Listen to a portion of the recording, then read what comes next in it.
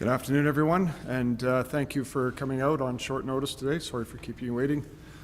I'm joined today by the President of the Conservative Party of British Columbia, Asia Este. Always have to worry about getting that name right. As well as the Acting President for the BC United Party, Ryan Bruce. Yeah. Thank you. As well, of course, the leader of BC United, Kevin Falcon. At this time, I'd like to turn the podium over to Kevin to make some comments. Thank you, John, and thank you all for joining me. Politics, for me, has always been about doing what is best in the interests of British Columbians. I've spent my entire adult life fighting not only the NDP and their brand of left-wing socialism, but also fighting to unite the center-right. I did that in the 90s when we were trying to bring together the Provincial Reform Party and the BC Conservative Party at the time to coalesce together under the BC Liberal Party. And now as a BC United Party, again, the name is about trying to unite people. But what became apparent to me as I've crisscrossed the province and heard from literally tens of thousands of people is the number one major concern that they had. And that is, Kevin, if you guys don't do the right thing and be the adults in the room and help bring together that free enterprise, center-right, common sense coalition, you are going to help elect an NDP government. And all of you that know me know that there is nothing more important to me, and my children and your children and grandchildren, that we not give the NDP one more day in power than they absolutely have to have. And that's why I made the decision that I made as leader of BC United to suspend our campaign. I will be withdrawing our candidate nominations, and in cooperation with John Rustad, we will work together to assemble the best possible team of MLAs and candidates that can serve the best interests of British Columbians. That is not a decision that gets made today. I know there's all kinds of speculation about different names. We're not going to be going into all that because we still are going to have individual conversations with all of those folks. It is a process that will take some weeks, there's no doubt. But I do want, as I said to my candidates on a call today, I've had a couple of calls. One was a call with the board of directors of BC United Party who endorsed the decision that I'm making here today. I also had a call with my caucus and my candidates. And it wasn't an easy call, and I knew it wouldn't be. This is hard. It's really hard. And I accept all the responsibility, good and bad. All the opprobrium should rest on my shoulders. That's what leadership's all about. But I also believe this. This is the right thing to do for the province of British Columbia. This is the right thing to do for that next generation of British Columbians that want to grow up in a province like we grew up in, where hope and optimism were not the exception, but the rule. And that's why I've made the decision that I made today. I also want to say to John and I met for many, many hours. I know these things happen quickly. That's just the nature of it. Already word and rumors getting out, that's just the nature of our business. But I want to say that, John, I appreciated the graciousness of you and your staff. And I think it's important for all my people to know this, that there was a genuine graciousness on both sides and a willingness to say, let's park a lot of our own disagreements, etc., and let's think about what's in the best interests of the broader population of British Columbia. And so I want to thank all of my exceptional staff, many of whom will be feeling extremely disappointed today. And I know why they'll be feeling extremely disappointed. But I want them all to know, whether staff, whether caucus colleagues, whether candidates, whether supporters, I want them all to know that I have a line of sight into a whole range of areas that impact what kind of campaign we can run. And I can look them all in the eye and say to them, this is the right thing for us as a party, and it's the right thing for British Columbians. And with that, I thank you. Turn it over to John.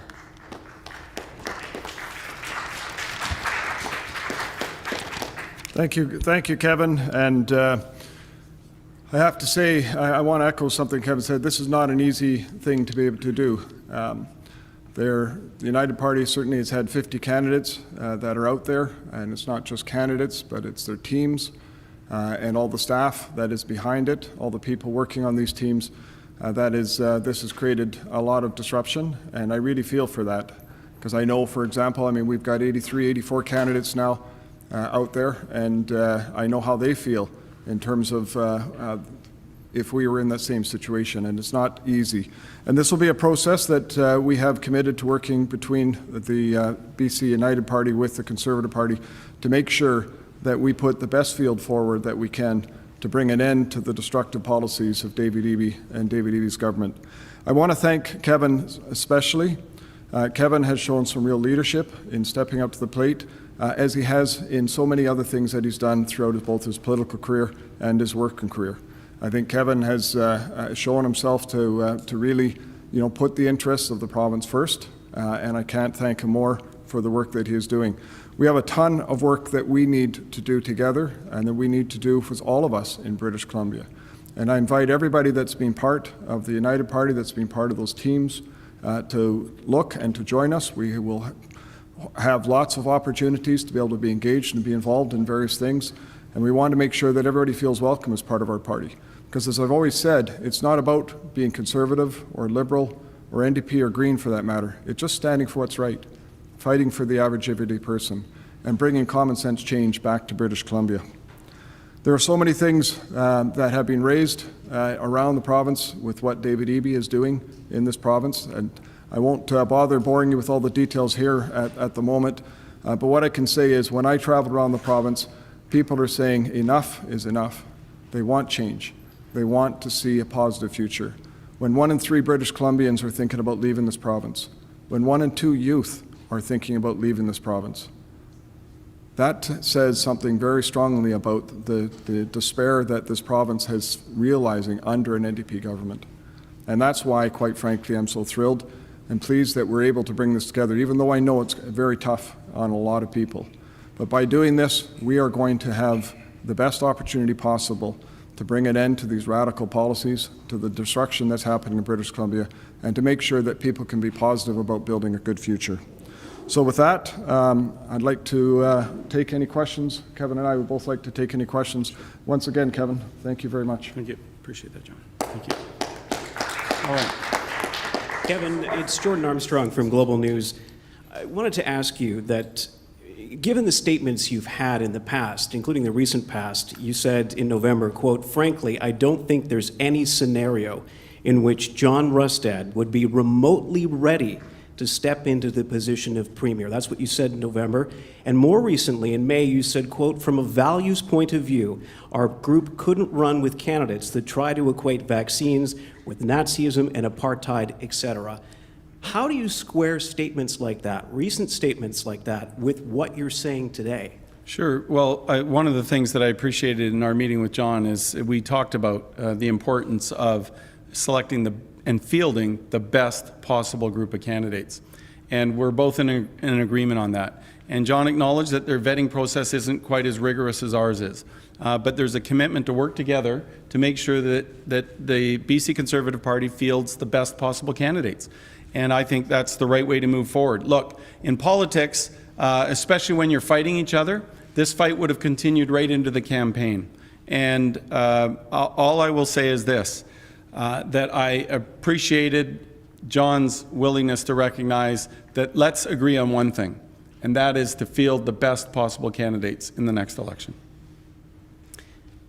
How would you describe yourselves now? I mean, you guys were political friends and enemies. Are you frenemies now? Like, what are you? Look, honestly, in politics, John and I are the same in that we're both pretty straight up people, and that's how we speak to each other. And even last night, John, I think you wouldn't mind me saying this. I said to John, I may only agree with about 75% of what you might believe in. But I do know this, that on his very worst day, John Rustad would be a far better Premier than David Eby on his very best day. And I've never lost sight of that bigger picture. Because right now I can tell you in British Columbia that we are facing a situation where we've got a government that in 8 short years has doubled the provincial debt to over $100 billion, giving us the largest deficits in provincial history tied to the worst outcomes we've ever seen in healthcare, crime, public safety, drugs. a job lined up in the private sector? No, I don't.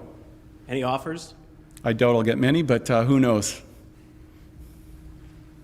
Hi there, Penny Daphlos from CTV News. Kevin, just yesterday morning, you told reporters at an announcement that seemed like your campaign was very healthy, and you said, quote, "We feel very good about our prospects." What happened overnight? Well, you know, the thing about negotiations like this is you have to understand that you have to continue moving forward as a party while you're having a two-track discussion. That's just the way it is. You can't stop everything and then just start having conversations, which is why I appreciate it. John and I spent many, many hours together. There's a lot of tough issues we had to go through, but there was a spirit of graciousness and a spirit of understanding that we're doing this for the broader public interest. So we have to park some of our preconceptions and all the rest of it and work together for the right outcome, and we did that. I don't know if you want to add anything to that. You're good. Second question is for John anyhow. I think that voters, they're going to be obviously paying a lot of attention to this, even though Kevin had said that voters aren't paying attention to politics in the summertime. Clearly they will today. So can you tell people right now which candidates, which policies from BC United do you plan to adopt within your party, if any? So like I said, we plan to work together to go through a process. Our intention is to field the best candidates we can, make sure that we got the best team possible for the betterment of British Columbia. That will be a process that we go through. We're certainly going to have a conversation about some policy as well, in terms of some of the things that they're thinking about and some of the things that we're thinking about. And there may be some things that we consider adopting as part of what we will be doing as the Conservative Party. Thank you.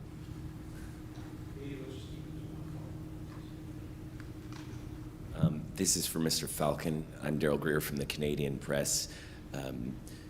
Some of your party insiders did not know this was even going on today. What would you say to those staffers that you were talking about their disappointment? What would you say to them now that this kind of unexpected turn of events has transpired? Well, because what I would say to them is I'm sorry that I couldn't bring them all into the fold. But you can imagine that these are extremely sensitive discussions. And candidly, I wasn't even certain that we would get to a good conclusion in these discussions. But what was so important to me was that I needed my team to know, and our supporters to know, our supporters that were saying to me, Kevin, we can't support two parties. And I needed to know that I could look them in the eye and say I made every effort to do the right thing for the province. And I didn't have any strong sense that it would end in a successful outcome. But I think given John and his staff's graciousness and the ability and the recognition that working together is better than fighting each other, we were able to come to a solution. So my message to the staff, many of whom I didn't have an opportunity to talk to, is I'm sorry I didn't have that opportunity. But that is the nature of very, very highly sensitive negotiations. And for Mr. Rustad, when you say that the best field is going to be put forward, does that mean that candidates in your party who already have the nominations may be replaced or supplanted by former BC United candidates? We aren't going into any details today. We are putting together a group between the two parties to do a review and make sure that we are fielding the best team possible. So is that a possibility, though, that people who have already got nominated through your party's process can be We're not making any decisions like that today. We are going to be going through a process between the two parties to make decisions as to who would be the best to be able to field to bring an end to David Eby and the destruction he's bringing to British Columbia. So yes or no? Is it a possibility? Yes or no? We're going to field the best team that we can. We're going through a process. Thank you. My question is about money, about political donations. What happens now to BC United, what BC United has raised?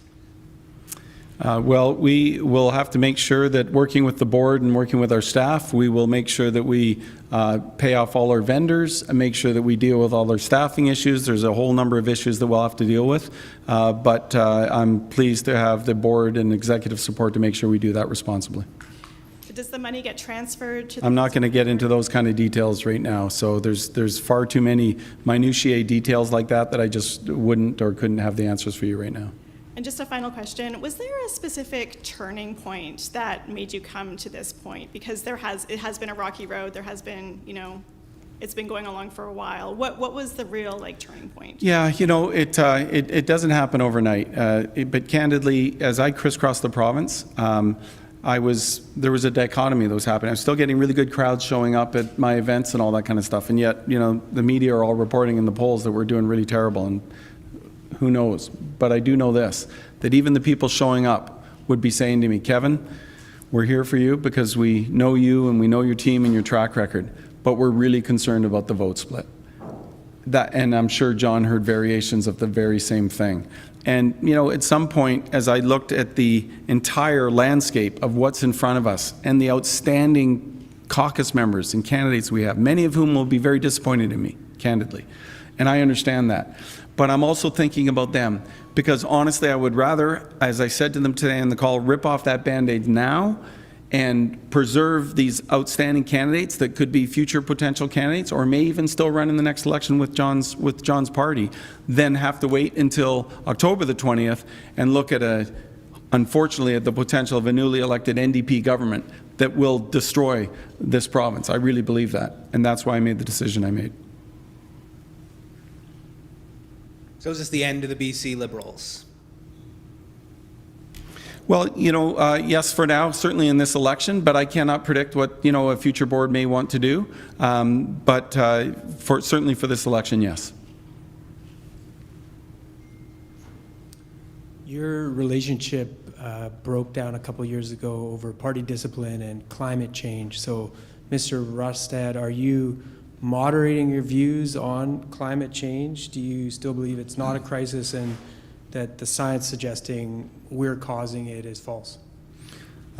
As the Conservative Party of British Columbia, we are welcoming this opportunity to be able to work with the United Party. As I have said all along, we're not changing our principles and the values that we stand for. We're going to continue to fight for what we think is right for the people in British Columbia. And sorry, the BC United is not dissolving, you're not changing your party's status, you're just suspending the campaign and withdrawing our nominated candidates, yes. They'll have the opportunity. And do you have a timeline? What have you secured in terms of commitments from BC Conservatives? Have they agreed to a certain number of candidates, a timeline for the vetting process? I'm not going to get into those details except to say that there was agreement that we would sit down and go through all of the MLAs and candidates with the eye to fielding the best possible team of candidates. Okay, and what about the caucus revolt that was rumored over your decision today? What happened there? Look, I don't know. I don't speak to rumors, but, I wouldn't be surprised at all if some of my caucus colleagues were deeply disappointed. I wouldn't be surprised at all. And I understand why. I do. But I've always said, I'm always going to put the interests of British Columbia ahead of my own interests. My entire adult life, if you look at my history, has always been about fighting to bring together people, to unite people together, and to defeat NDP governments. And today, that's why I'm doing what I'm doing, and I'm going to, sacrifice for it. I'm not running myself in the next election, but I'm going to be doing everything I can to support John and his team and make sure that they become the next government of British Columbia. Okay, thank you, media. We're going to go to closing statements. Yeah, we got a couple more, just a couple more. So just in terms of donors who gave to BC United, and now it sounds like, so what's going to happen to their money? Is it going to go to the Conservatives who maybe they don't support their policies? Maybe they don't want to have their money going towards that party? No, there's election laws in place that deal with all those things that limit your ability to do things like that. So no, what I've been clear about is that what we will do is make sure that we deal with our outstanding vendors, make sure that we pay our bills, that we look after our staff, and that will be what the money will be used for. And so did your party simply run out of money? We've been hearing that donors and guarantors wouldn't give you a line of credit, that basically directors would have had to finance this election themselves. Okay, so that's not true. I want to be very clear about that. But we were struggling on the financial fundraising side. Yes, I do acknowledge that. That was an issue that was an issue, and it's not because people didn't want to support us. And you may have heard some of this too, John. I won't speak for you, but what they're saying to me is, we're not going to support any of you guys until you figure out how to make sure you don't split the vote and elect an NDP government. That was a very common thing I heard from thousands of people. You talk about the hours and hours of discussion and the turning point and traveling the province. When did those discussions begin? When did you turn to Mr. Rustad and begin the conversation? Yeah. So, I mean, there's been some discussions that have gone on and off for many, many months, but obviously, as being reported in the media, those were not fruitful. However, more recently, there has been some discussions that went on at a low level between the party. The first time that Kevin and I actually met to actually have a straight-up discussion about what we can do to bring an end to David Eby and those policies and approaches in BC was last night at around 9 o'clock. And so we went many hours through that in discussing our approach, and then culminated that in additional discussions this morning. And we talked, Mr. Falcon mentioned some weeks in terms of the candidates and the process, and you talked about the board. We are only 6 weeks out from that election. Do you have a target date by which you want to have the slate of candidates confirmed and approved and ready to go? As soon as possible. But do you have an estimate of how long it could take? I'm assuming that it'll be done with a top priority to get done as soon as possible. This is the final question. Okay, thank you. My question is for Mr. Falcon. You say that there will be MLAs that will be disappointed, but were there MLAs and candidates that told you they were going to go over to the Conservatives if you didn't make that deal?